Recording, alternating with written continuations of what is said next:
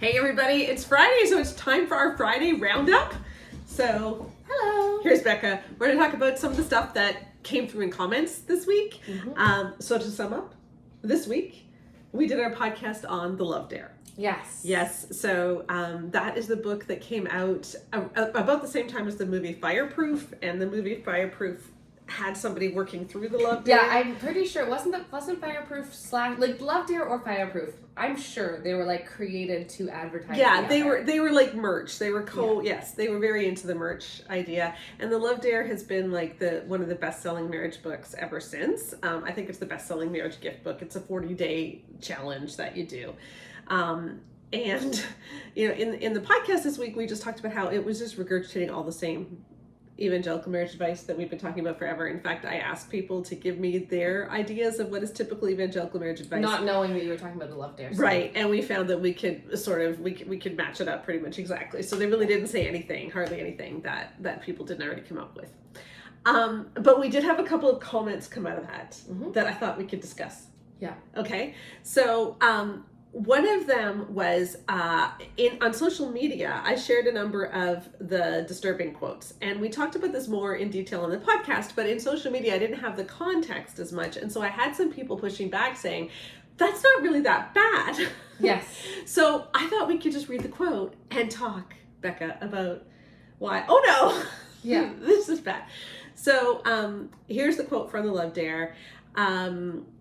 You are the sole person on the face of the earth called and designated by God to meet your spouse's sexual needs.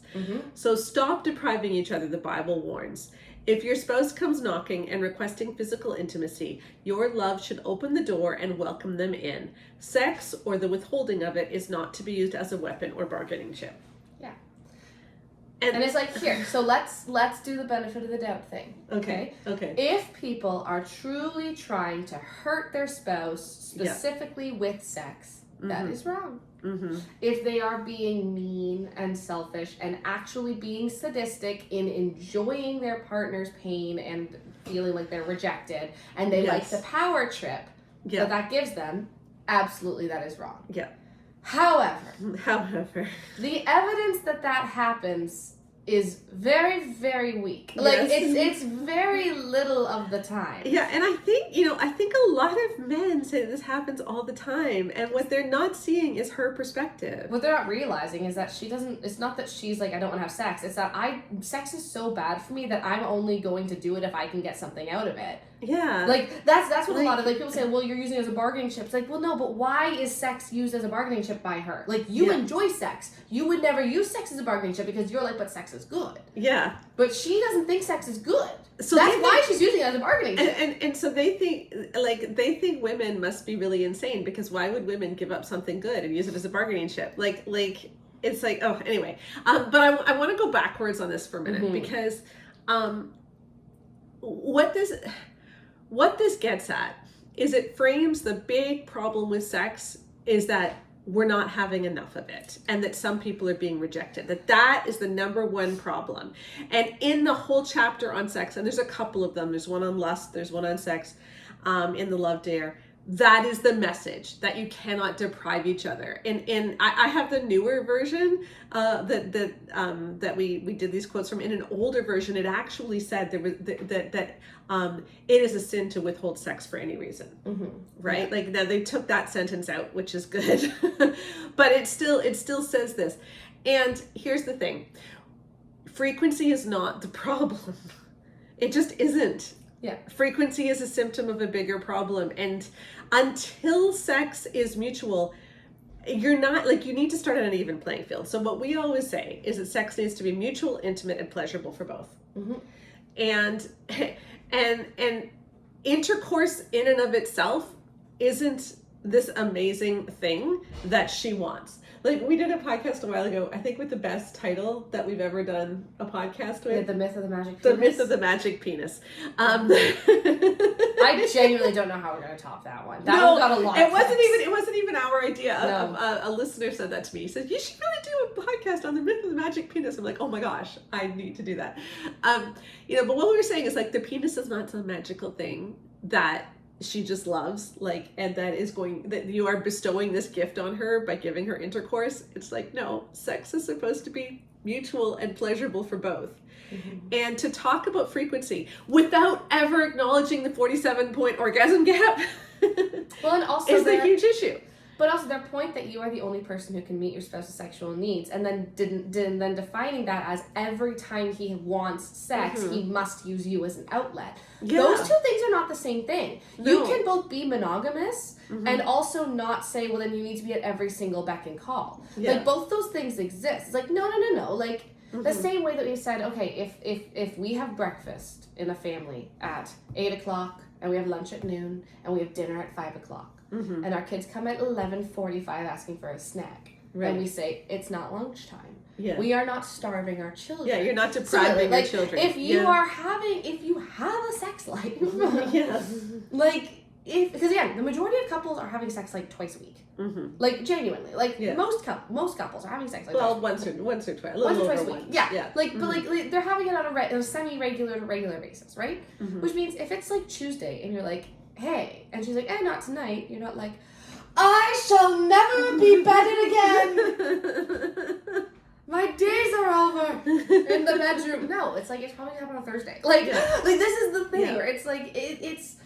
And so if you're in a situation, because there's two situations here, right? There's the people where they aren't having sex frequently at all, and they're only having sex whenever, like, something else happens, because there's been this huge just routine of her having really unsatisfying sex that has turned sex into a chore. And instead of figuring that out, he's now mad that he has to clean the whole kitchen before she's like, okay, fine. Yeah. It's like, there's a bigger issue there. But that one, we talked about that, a lot of Great Sex Rescue, we talked about that a ton. But there's the other one where they're having sex pretty frequently, like maybe they had sex about every, like, let's say every 5 days or so, like on average. That seems to be about the average, like 4 to 5 days, because it's like once to twice a week.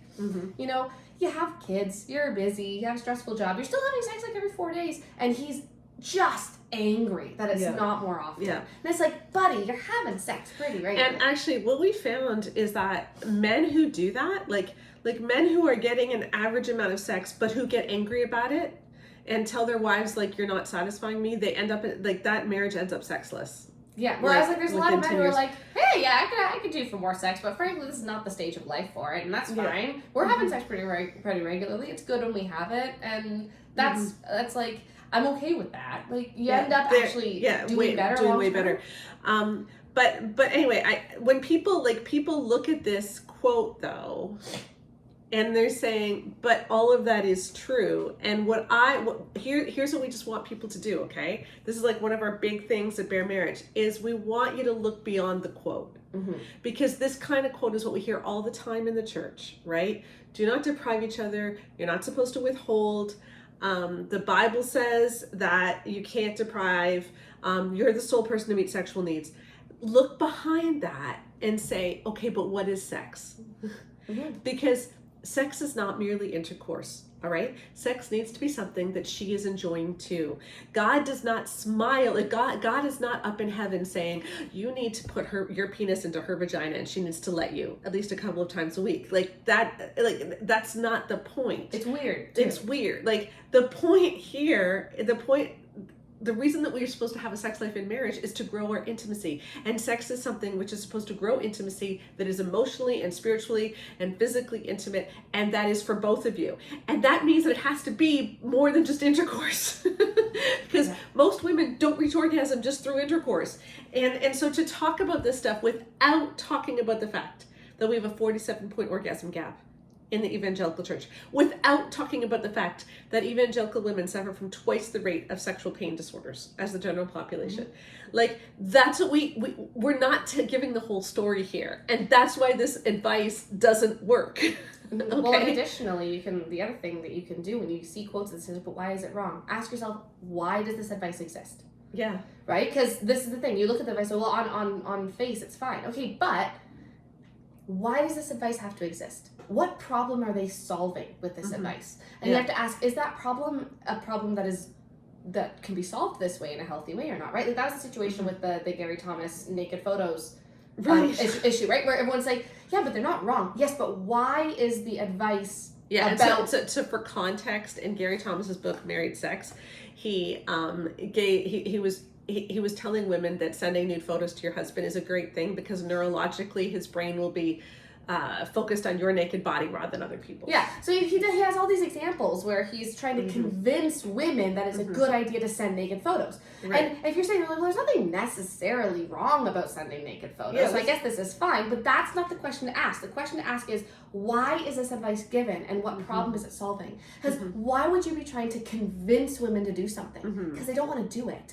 Right. Should we be convincing women to send naked photos when they don't want to do it? No.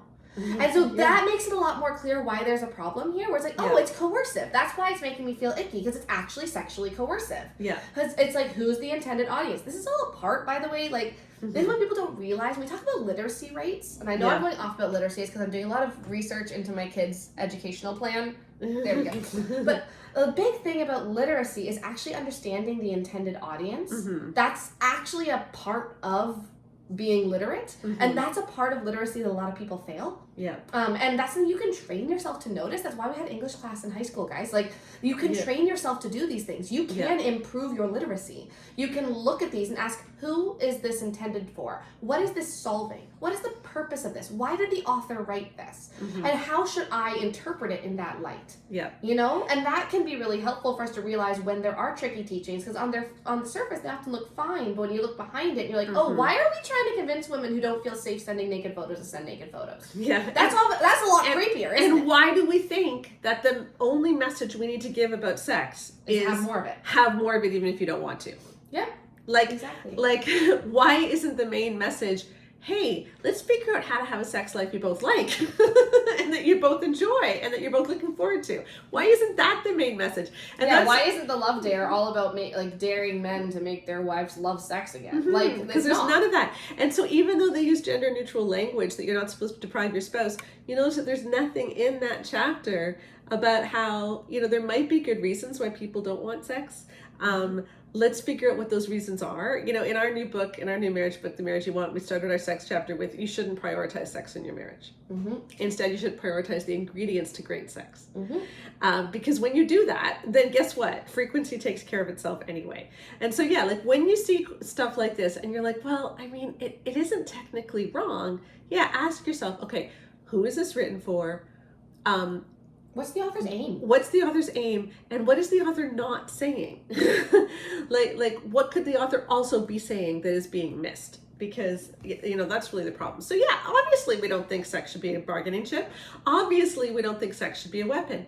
But that is so far down the issue, like the number of issues with sex. Like, you don't even need to get to that until we talk about the 47-point orgasm gap, until we talk about what coercion is, since 25% of women are in abusive marriages, until we talk about the problem of sexual pain, until we talk about the issue of mental load. Like, this is another thing, you know, in the entire Love Dare book, never once did it talk about housework or mental load or sharing the load at all, ever once.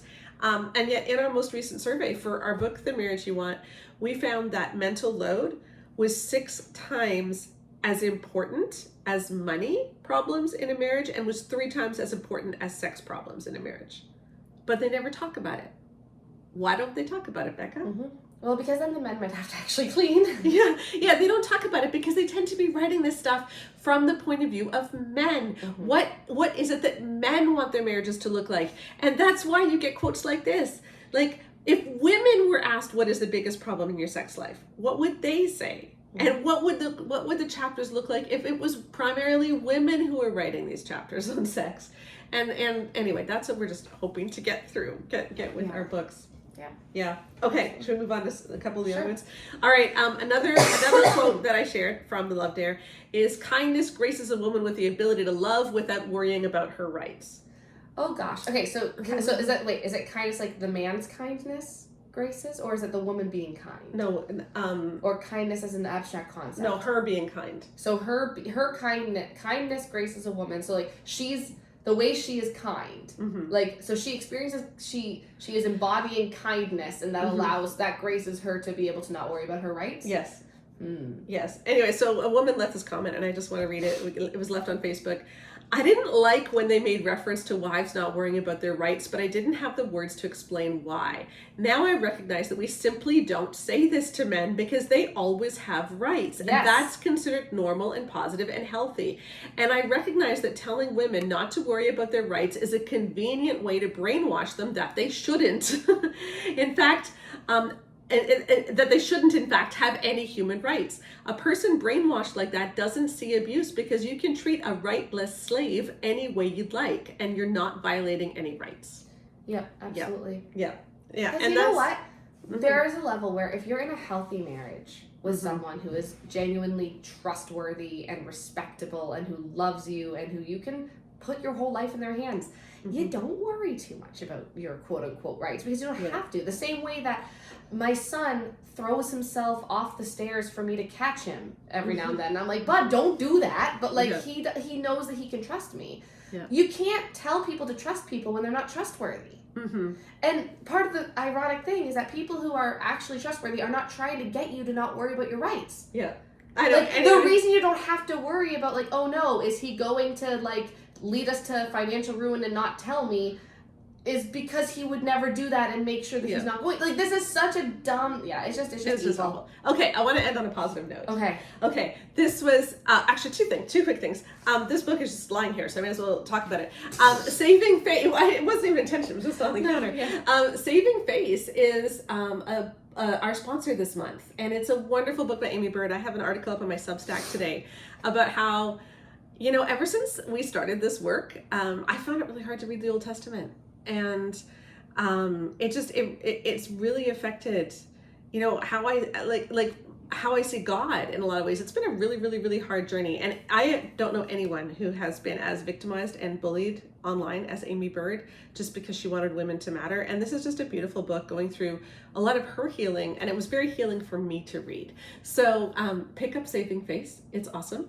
And then I saw this on Threads today, and I emailed it. I sent it to you this morning, and I just thought we could read it. It's kind of cute. Because so someone said, this is how you break generational curses. I said the first few words. It's a big trend. Anyone who's under the age of 35 has already seen it. Yeah. So, you say the first few words of these common phrases about raising kids to your kids and see how they finish them. And so you did it with Alex this morning. Did. The funniest thing, can I tell you the funniest part first? Yeah. I didn't know what the I'll give you something is. Oh, you didn't? That was, no.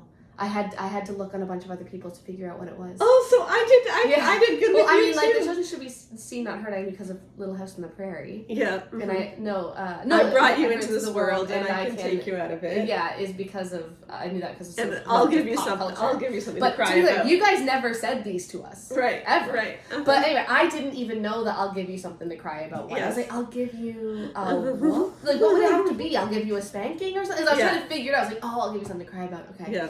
Yeah. Okay. So anyways, So children should be seen and.